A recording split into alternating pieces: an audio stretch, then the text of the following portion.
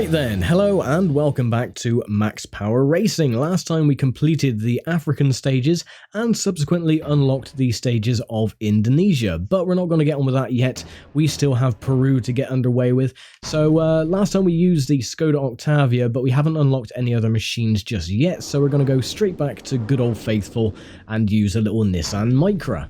Awesome, right, let's get underway then with Peru Track 1. And here we go then, getting ready to go. And off we go then. Now, the Peru stages are fairly easy. They're not too difficult. We are still in pretty much the beginner group. That's why we got the Nissan Micra, and we're racing against others like the Nissan Almera and so on and so forth.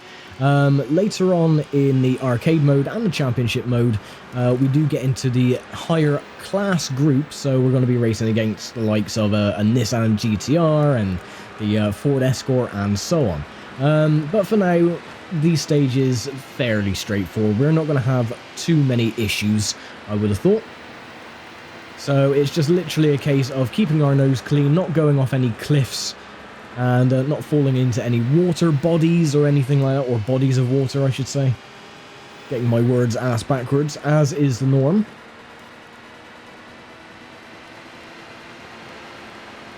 So yeah, this little section here, the AI always seems to struggle.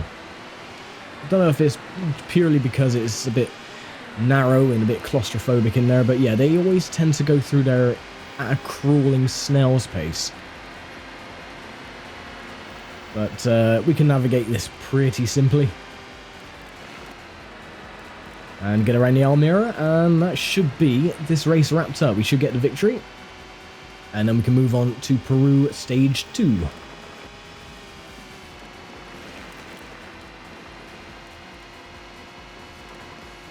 I would love to live in a little village like this. Look at that. How picturesque.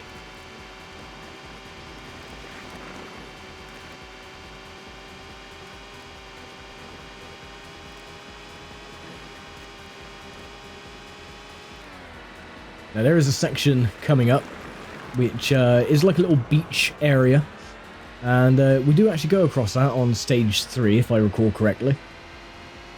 Again, it's not too difficult, but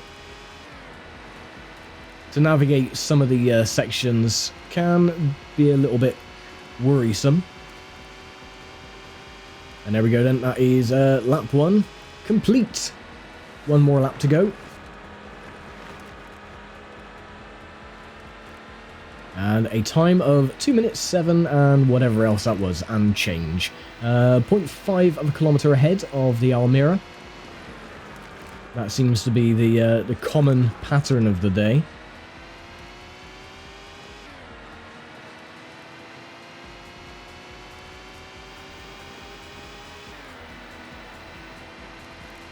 Goal for this series, I think, is just to see if we can get a kilometre ahead of the second place driver. Very easy if he goes off and falls it off a cliff. Oh, but not easy if I'm going to be doing that. Now these cars do pick up cosmetic damage, but it doesn't do anything to the engine. So yeah, you can go into every single wall that you desire and it won't do anything to the car, which is awesome.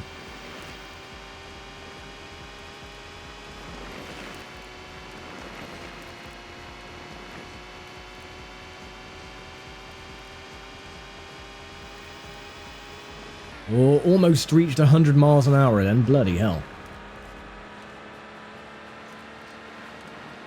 100 mile an hour in a Nissan Micra. I think the wheels and doors and wings and everything else would just end up flying off.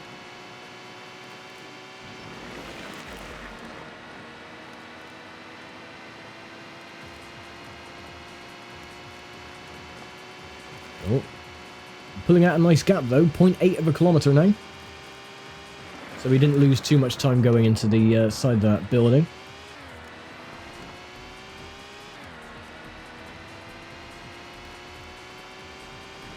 I can imagine though the homeowner must have had a bit of a shock seeing a Nissan Micra going through his living room, but...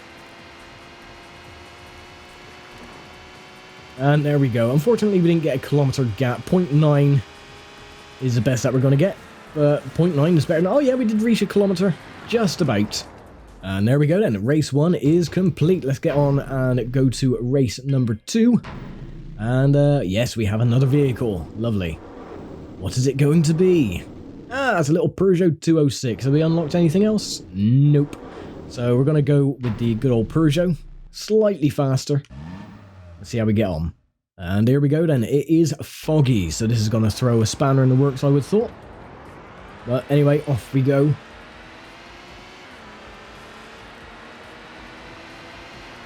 Oh, what the hell was the Clio doing then? I think he just wanted to imitate Superman for a second.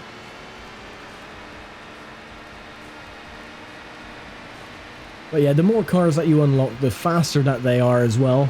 They do have little increments of speed increases.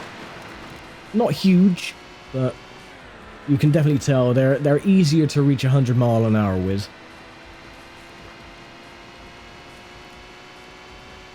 But now we have the other Peugeot as well, the Peugeot 306. Disposed of him easily, and the little Almira. And there we go. Now, the only thing that we have to do is just keep our nose clean and not go into any structures. And we will be fine for race 2.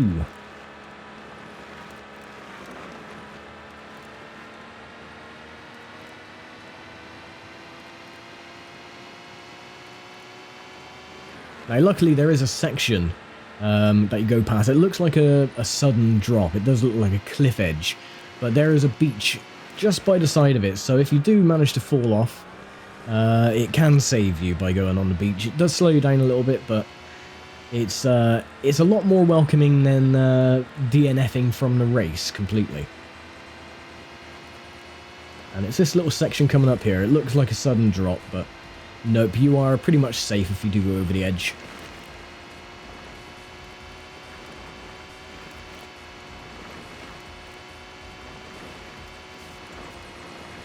I mean, not that I would know of. I've never gone off the cliff and ended up in the water and DNF'd from the race. I don't know what you're talking about.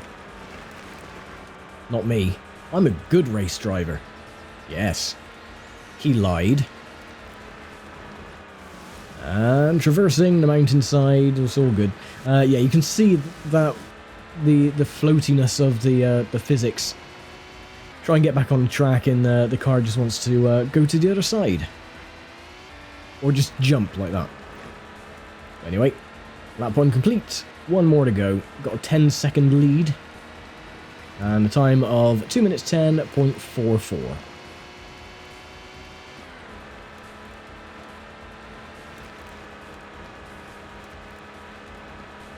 Now, I do believe winning this race, we will unlock another machine. It will be the Renault MEGANE 1.6 Coupe. So we will be using that for the final race in Peru.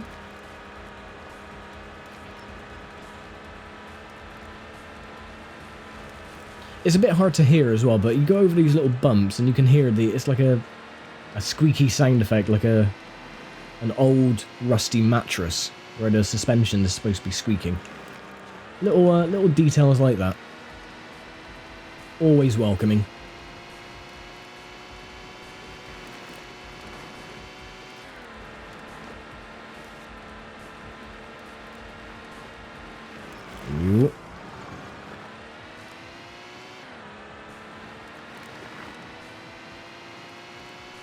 Try not to take too much speed in case I go flying off into the scenery. But look at the lead we got now. 1.2 or 1.3 kilometre lead. Lovely. We can stop off at the shops and get a pint of milk and some bread and some eggs and pay for our goods and get our nectar points and still come out in the lead.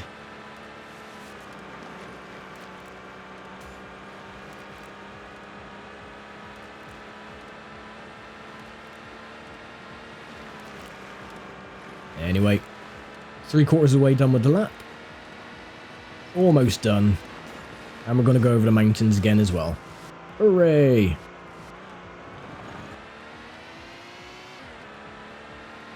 Got a little bit of damage on the front end, not too much. To be honest though, with the pixelation of the graphics, it's hard to tell if it's damaged or not. But there we go, race 2 and a victory. And there we go, that was rather simple. So we'll get on then for the final race in Peru. Track number 3, and yes, we do have another car, and it is, of course, the Renault Megane 1.6 Coupe. Anything else? Nope. So, yeah, gonna pick this one then for the final race, and see how well we get on. And of course, what last stage would be complete without the obligatory night stage? Right, we're gonna do the usual and put it in full beam, even though it doesn't really look like full beam. Just the lights are a bit further ahead, that's all. But it shows up a bit further down the track than, say, this would. So, I like to use this for night stages and go into the walls, because that is how I roll.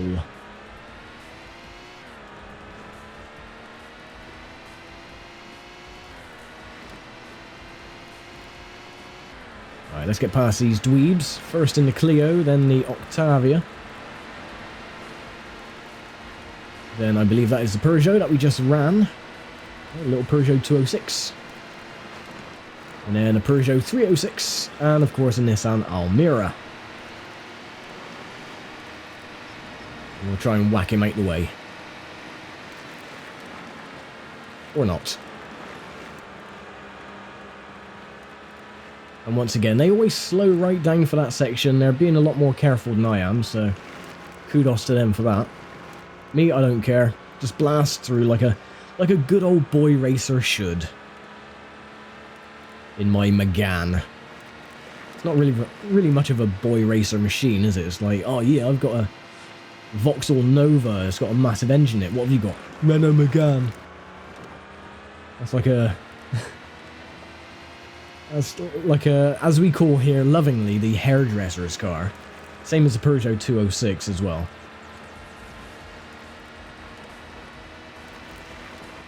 Right, this is the section where we actually go on the beach. Let's go and make some sand castles and stuff. Or we can just... Oh, that was bloody lucky. I was like, okay then, where are we going? Yeah, lucky that the car reset itself when we did go off the cliff and almost went into the water there, but I thought we had it. I did press the reset button, but it has a little bit of a delay. So we're still leading though, that's the main thing. I'll try not to make that mistake again if we go into lap 2. Or as we go into lap 2, sorry, not if. If we survive lap 2, I should say. Right, lap 1 complete. Time of 2:16.84. And I don't understand. It looks like it says 20 seconds ahead, but that can't be right because we're only 0.2 of a kilometre ahead of second place, so it's definitely not 20 seconds.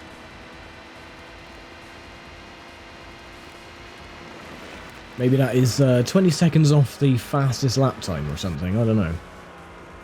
I can never figure that out.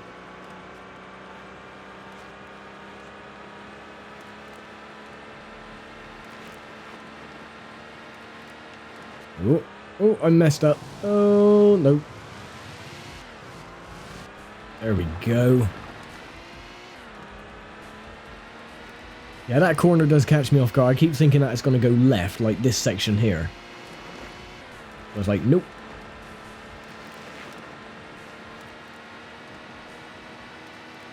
Okay, so that is the easy part done. Now we're back onto the section with the beach.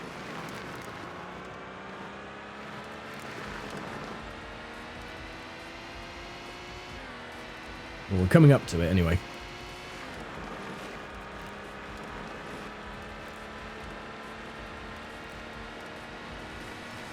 Right, this time don't make that stupid bloody mistake.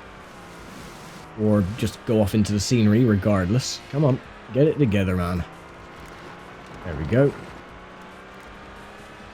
See, that's what I tried to do last time, but the car just didn't have none of it and decided to go flying off into the unknown. But there we go, I'm still 0.5 of a kilometre ahead of the Almera.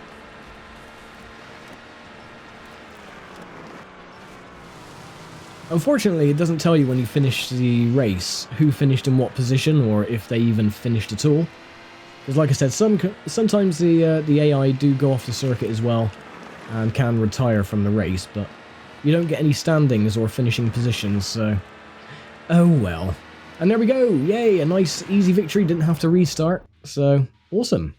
And that is it then for Peru. Let's have a look and see what other nation area we've unlocked. We've unlocked Brazil, but we're not going to get on and do that next time. Instead, we're going to do Indonesia in order of when we unlock them.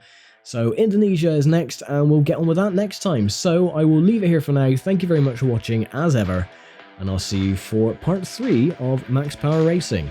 Take care, stay safe, and I'll see you next time.